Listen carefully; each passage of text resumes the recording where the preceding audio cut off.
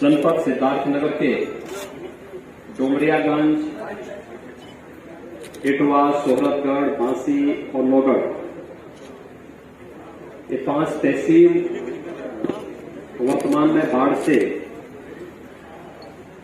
प्रभावित हैं, जिनमें डुमरियागंज और नौगढ़ तहसील सर्वाधिक प्रभावित है। जनपद की लगभग 2 लाख की आबादी बाढ़ से प्रभावित है, जिनमें सर्वाधिक डुमरियागंज और नौगढ़ तहसील है। बाढ़ पीड़ित सभी परिवारों को बचाव और राहत कार्य के लिए प्रदेश सरकार ने पहले से ही सभी जिला प्रशासन को आवश्यक निर्देश जारी किए थे। बाढ़ बचाव के लिए, क्योंकि जनपद सिद्धार्थनगर में राप्ती, बूढ़ी नाथ राप्ती, कूड़ा नदी और अन्य नदियां हैं, जिनके कारण यहां पर हर वर्ष बाढ़ आती है।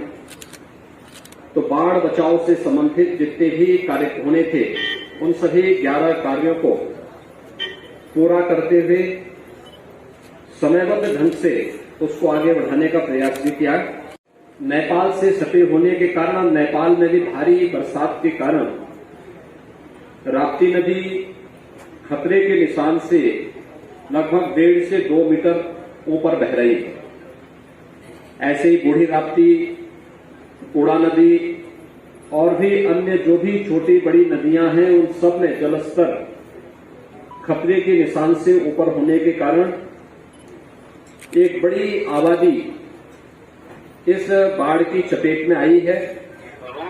प्रदेश सरकार ने पहले से इस चीज को सुनिश्चित किया कि पीड़ित परिवारों को समय से बचाव और राहत कार्य के लिए हम लोग व्यवस्था करें। एनडीआरएफ, पीएसी फ्लड यूनिट और एसडीआरएफ की यूनिट हर जनपद में, प्रभावित जनपदों में पहले से तैनात की गई है, जो बचाव और राहत कार्यों में अपना योगदान दे रही है। जनपद के अंदर, सोहरतगढ़ जनपद के अंदर लगभग 75 से 80 हजार की आबादी डुमरियागंज जनपद में, डुमरियागंज तहसील में, और इतनी ही आबादी नौगढ़ तहसील में बाढ़ से प्रभावित है। बाढ़ प्रभावित इन सभी परिवारों को पर्याप्त मात्रा में खाद्यान्न मिल सके। प्रशासन आपके साथ खड़ा है, हर संभव सहयोग हर एक बाढ़ पीड़ित को करेगा। और मैं आह्वान करूंगा सभी का, जनप्रतिनिधियों का, प्रशासन का, आम जनमानस का भी, कि बाढ़ के बाद उन सभी पीड़ित परिवारों को सुरक्षित समस्थल किसी शरणालय में लेकर के उन्हें वहां पर हर प्रकार की सुविधा उपलब्ध करवाई जाए। जिन पीड़ित परिवारों के मकान क्षतिग्रस्त हो गए हैं, उन्हें अनुमन्य धनराशि तत्काल उपलब्ध करवाएं। जिनके मकान बाढ़ की चपेट में आ चुके हैं, यानी नदी की धारा में विलीन हो गए हैं, उन्हें भूमि का पट्टा आवंटित करने के साथ ही वहां पर उन्हें मुख्यमंत्री आवास योजना के अंतर्गत एक आवास उपलब्ध करवाने की व्यवस्था भी उनके लिए कर दिया जाए, जिससे कोई भी पीड़ित घर के बगैर न रहे। किसी व्यक्ति की आपदा में दुर्भाग्य से मृत्यु होती है, बाढ़ के पानी में डूबने से 4 लाख रुपए की सहायता तत्काल उस पीड़ित परिवार को उपलब्ध करवाने के निर्देश दे दिए गए हैं। किसी के अंग भंग होता है, उस परिवार को किसी हिंसक जानवर या सांप के काटने से भी कोई व्यक्ति असमय कालकल्पित होता है, उस परिवार को भी तत्काल 4 लाख रुपए की सहायता उपलब्ध करवाने के निर्देश दिए गए हैं। जनित और विषाणु जनित बीमारियों को भी खतरे बनेंगे। 5 सितंबर से 12 सितंबर तक एक विशेष अभियान चल रहा है, स्वच्छता, सैनिटाइजेशन, फॉगिंग का। स्वास्थ्य विभाग, नगर विकास विभाग, ग्रामीण विकास और पंचायती राज विभाग, शिक्षा, बाल विकास और महिला कल्याण विभाग, ये सभी इसके साथ जुड़ेंगे। इसमें स्वच्छता और सैनिटाइजेशन के माध्यम से शुद्ध पेयजल की आपूर्ति के बारे में जागरूकता के माध्यम से उन तमाम प्रकार की बीमारियों से, चाहे इंसेफ्लाइटिस हो, डेंगू, मलेरिया, अन्य तमाम ऐसी बीमारियों से बचाव के लिए भी विशेष अभियान प्रारंभ हो रहा है। सभी इसके साथ सहभागी बने और हर एक नागरिक का जीवन हमारे लिए अमूल्य है, उसे बचाने के लिए राहत और बचाव कार्य को युद्ध स्तर पर आगे बढ़ाते हुए संभावित बीमारियों से बचाव के लिए अभी से तैयारी हर एक स्तर पर प्रारंभ हो।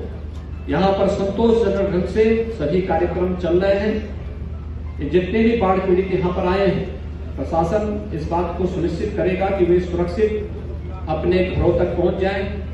जहां घरों का कोई पालतू पशु, भैंस, गाय, घोड़ा, बकरी बाढ़ की चपेट में आकर के मर जाते हैं, उन्हें भी आर्थिक सहायता देने के लिए प्रशासन को निर्देश दिए गए हैं, जिससे पीड़ित परिवारों को भटकना न पड़े।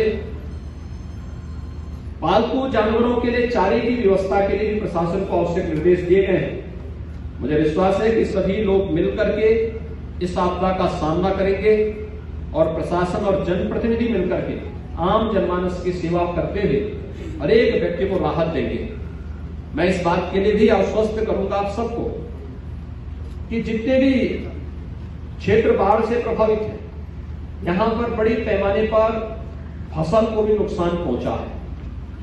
उन सभी लोगों को हम लोग फसल के लिए अभी से सर्वेक्षण करने और सर्वेक्षण के साथ ही उन लोगों को भी मुआवजा उपलब्ध कराने के लिए, फसल का मुआवजा भी सभी पीड़ित परिवारों को उपलब्ध करवाने के लिए प्रशासन को निर्देश दिए गए हैं।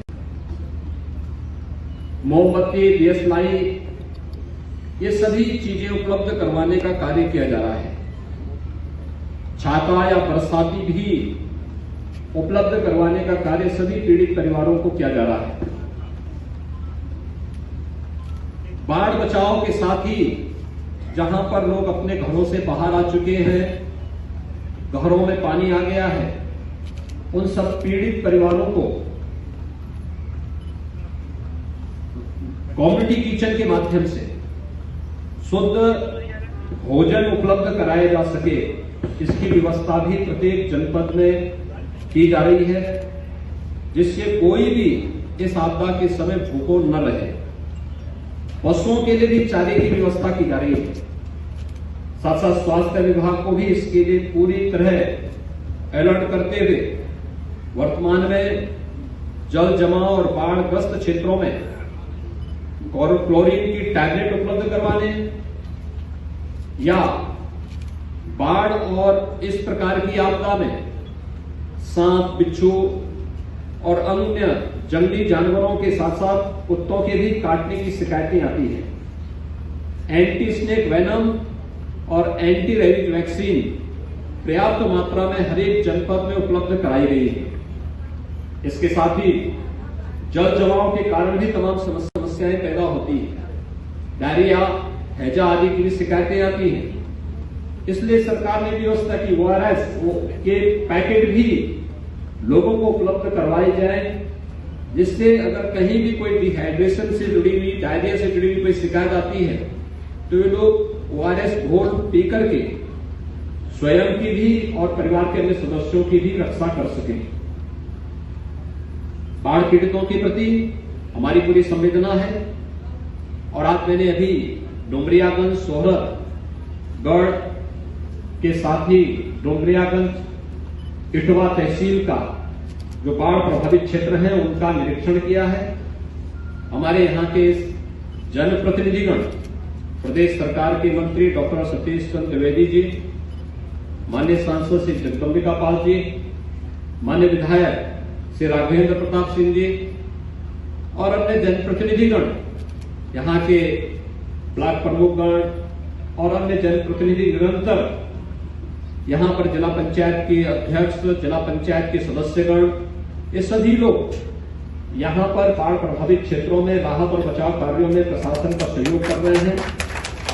मैं इस अवसर पर सभी बाढ़ पीड़ितों को इस बात के लिए आश्वस्त करता हूं कि आपदा के इस समय में पूरी सरकार, पूरा प्रशासन आपके साथ खड़ा है।